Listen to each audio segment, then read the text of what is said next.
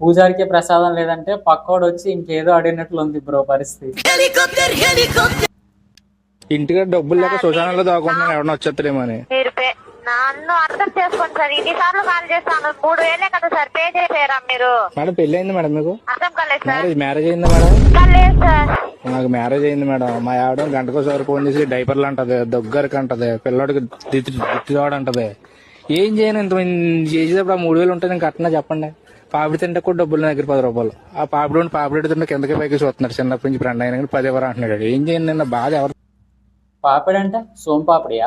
తెలుస్తుంది. సరే సార్, సరే సార్, మీ బాధలు నాకు అర్థమవుతుంది. బాగా కాల్ చేసా, ఏదో ఒకటి చెప్పండి సార్, సరేనా? ఏదో ఒకటి చెప్పనా? సర్లేండి, 6 గంటలు చేయండి లేవని చెప్తాను.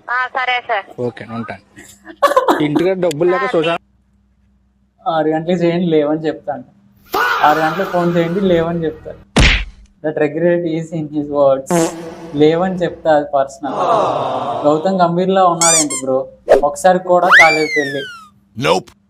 KFCకి వచ్చాను, ఒక 500 ఉంటే ఫోన్ పే చేయవా?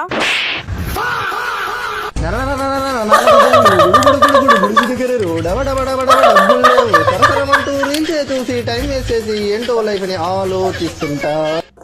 కుందన్ సో ఫన్నీ కామెంట్స్ చూద్దాం. అవన్నీ కాదు, చేసావా లేదా?